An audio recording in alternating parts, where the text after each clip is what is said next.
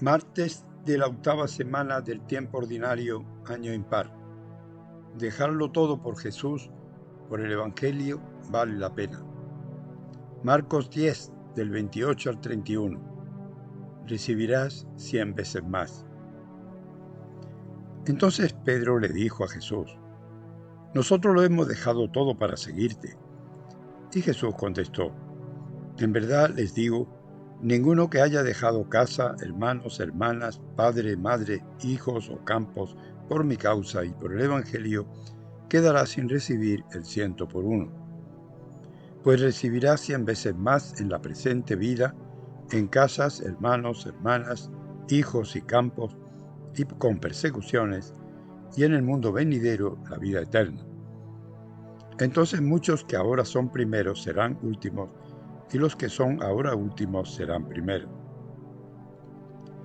En primer lugar, vale la pena dejarlo todo. Como contrapunto a la decisión del joven rico, Pedro comenta a Jesús: Nosotros lo hemos dejado todo para seguirte. El rico quería algo más, pero se había marchado muy triste porque su apego a los bienes no le permitió aceptar la propuesta de Jesús de dejarlo todo. En cambio, Pedro y sus compañeros lo han dejado todo y siguen a Jesús.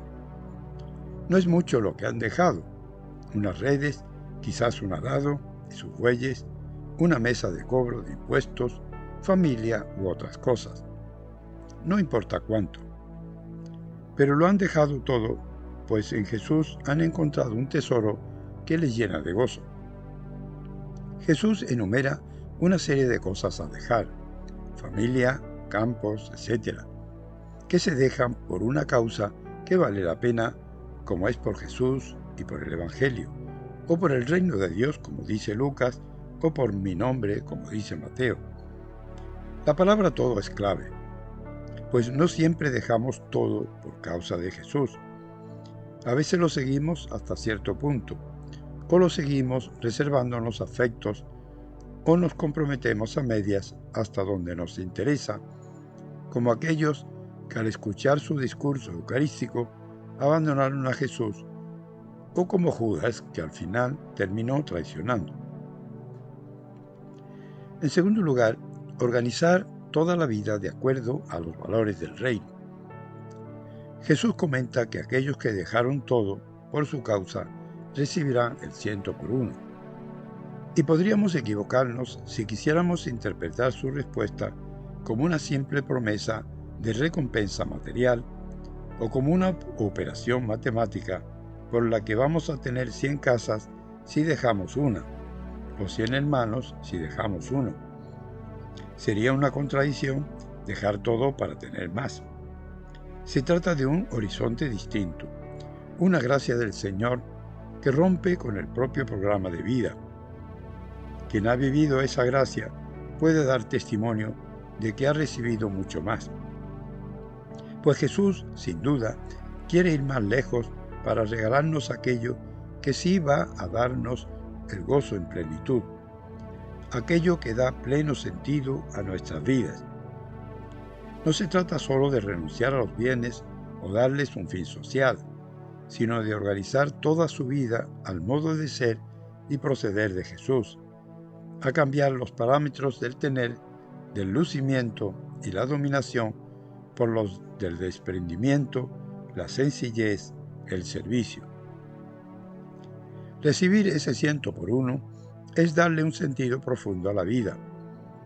Se renuncia a los bienes caducos de este mundo para darles un sentido trascendente, eterno.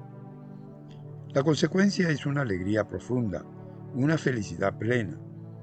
Este modo de proceder choca con la dinámica de nuestro mundo capitalista, que se mueve desde el tener, la máxima ganancia y el poder. En tercer lugar, para entender mejor la primera lectura del libro de Ben Sirá, habría que leer previamente el capítulo anterior, donde el autor sagrado señala cómo la injusticia con el prójimo vicia totalmente el culto. Para ofrecer un culto agradable a Dios, es preciso antes que la persona esté en paz con la justicia, y entonces ser generoso con Dios. Como decía Jesús, si cuando estás en el altar te acuerdas de que tu hermano tiene una queja contra ti, deja tu ofrenda del altar, anda primero a hacer las paces con tu hermano y entonces vuelve a presentarla. El texto invita a ser generoso a partir del reconocimiento de la generosidad de Dios. Da al Altísimo como Él te dio, generosamente según tus posibilidades, porque el Señor sabe pagar y te dará 7 veces más. No le soborne, porque no lo acepta.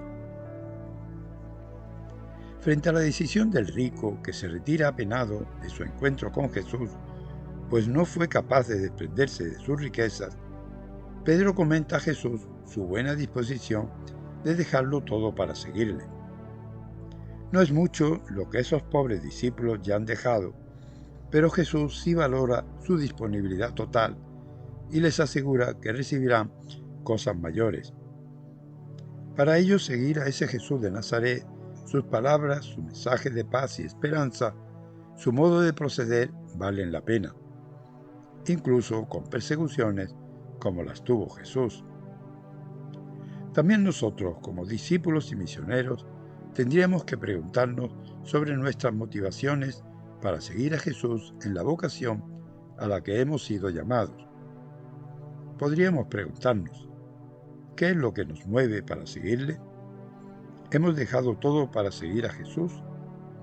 ¿Hay aspectos de nuestra vida que seguimos reservándonos para nosotros mismos?